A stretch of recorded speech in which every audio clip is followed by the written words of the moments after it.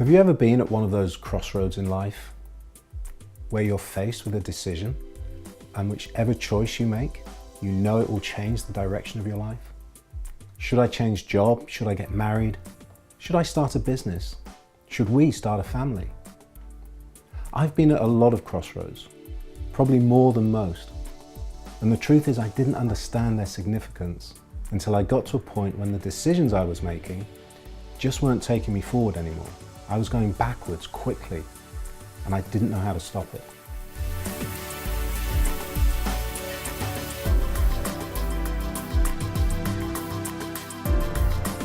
Yeah, well, I come from a normal, happy-ish, middle-class family. My dad worked hard and had a good job. He built himself up to be a managing director of a good company. Mum supported him and they were both pillars of the community, which was recognised when Dad was awarded the MBE. It was a proud day when we accompanied him to the palace. Having done well at school, I was the first of the family to go to university, and on the back of my degree got a good job to kick off my career in the corporate world. And I was happy enough to follow that well-trodden path. I'd already been at a number of crossroads before I met the woman of my dreams. It all happened very quickly. We were married less than a year after getting together. And a few years later, our two children came along. My career was going well. We'd moved into our dream house and had the Mercedes in the drive. Things were looking rosy through that period.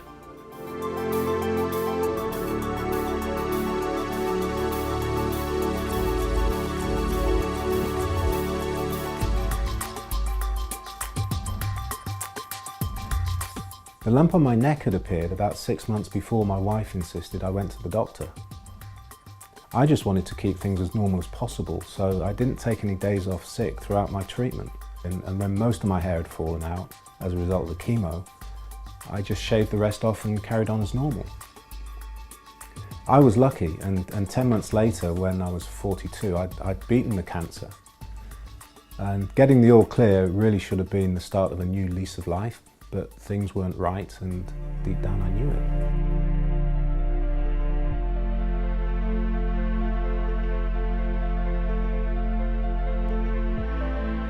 it. Well, truth be told, I'd known this feeling before. I was working for a small advertising agency. That's when I first had the feeling of not being in my place of natural success. But I was doing well, and it got me a bigger job selling advertising for a national newspaper. This felt like a big move forward, and I continued to do well. But the inevitable happened. They brought in a new boss, and I knew immediately from then on work was going to be a nightmare. Every bone in my body was saying, you were meant for more than this. But I was married, first child on the way, and had a mortgage to pay, so I forced the feeling down and kept on putting up with that inner frustration. I think I was just believing that it was part and parcel of working in the corporate world. What I didn't know was I was doing everything I could to distract myself from that feeling of frustration. And I did what a lot of people do. I worked harder, I got busier and kept getting promoted, so I stayed put.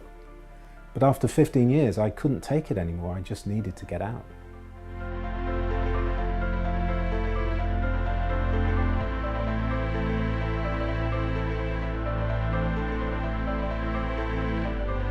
I left my safe, high-paying director-level job to try and find something that mattered to me. Within 9 months, what should have been a once-in-a-lifetime opportunity had just turned into a nightmare. The business was closed, and for the first time in 20 years, I was without a job. The next few years were marked by a slow and steady erosion of my self-confidence. I tried and failed with a couple of business ventures.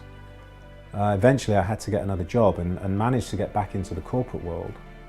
Back into newspapers, but this time the salary wasn't enough to paper over the cracks, either in the marriage and particularly in myself. I was devastated when my marriage came to an end, and then when I was made redundant as a result of the 2008 crash, to be honest, I was a broken man.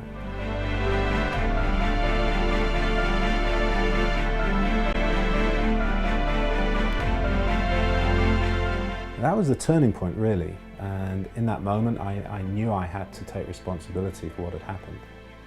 In that moment I knew I had to sort myself out. A good friend gave me some pointers and I started reading, It felt like I was re-educating myself, but this time with the more important stuff. I was reading everything from psychology and neuroscience to spiritualism and religion, and lots about success and failure. Really anything that felt connected to what I'd been through. I guess I was just ready to be opened up to a whole new world of people and to expose myself to new ways of thinking.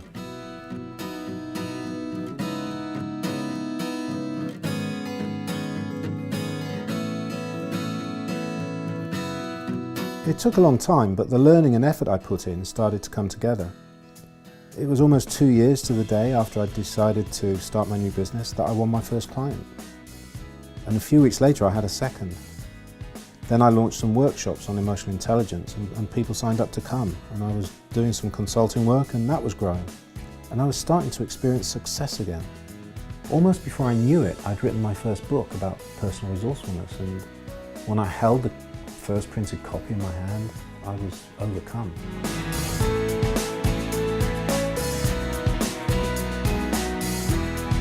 For the first time, I felt as if I had achieved something I always quietly knew I was capable of, but never put myself in a place to do anything about. For the first time, I was doing something I really loved, something that people appreciated and benefited from, and I was getting paid for it. When I held my book in my hands, the emotion welled up in me because in that moment I realized I'd always had the potential to achieve these things. I just hadn't believed it, and I hadn't known how to release it.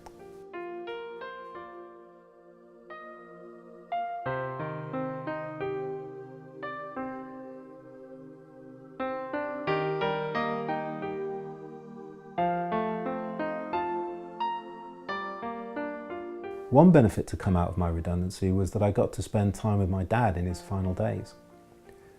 I was able to take him to his hospital visits and sit with him in the nursing home, even when he wasn't aware I was there.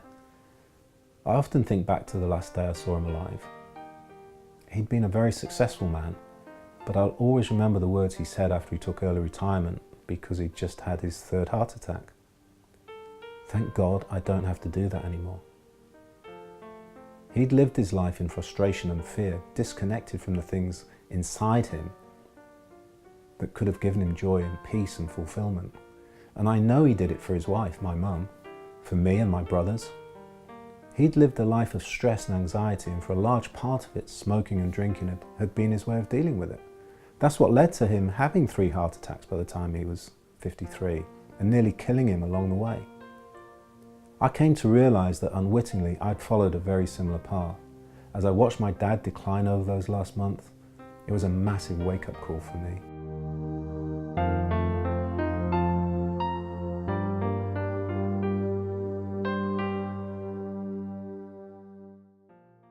We all have a seed of success inside us. I'd felt the pull of mine for many years, but never had the courage to listen to it and take notice of it. When we're young, we think we have forever, but time goes by and we start to believe the boundaries that other people put on our success. But the seed of our true success stays alive inside us forever. One of the teachers I followed introduced me to an old saying: people don't change until the pain of staying the same is greater than the pain of change. It would take me a lost marriage, a failed career, and the fear of losing my kids to create enough pain inside me to give me the motivation to change. And it would take an investment of years and thousands of pounds to learn that the crossroads we all face at various times, well, that's when we feel the call of our seed of success.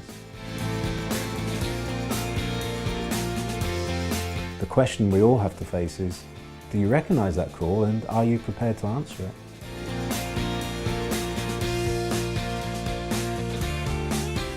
If you'd like to be connected with your seed of success and live a life that is energised and full of passion for you and everyone else in your life, then I'm asking you to come and join me in the thinking revolution.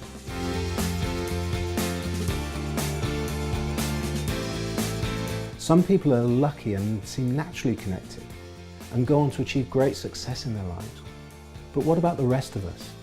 This isn't taught at school or university, and so we spend a lifetime trying to work it out. Leave your email address on this page and I will send you a copy of my book, The Beginner's Guide to the Brain, the Mind and Thinking. It will help you see some of the ways in which your mind can play tricks on you and keep you from seeing that seed of your own success, and it will give you some tips and tricks with which you can fight back. If you feel there's more to you than you are currently giving to the world, if you feel you have more potential than you are currently achieving, then come and join me in the thinking revolution and get connected to your true seed of success.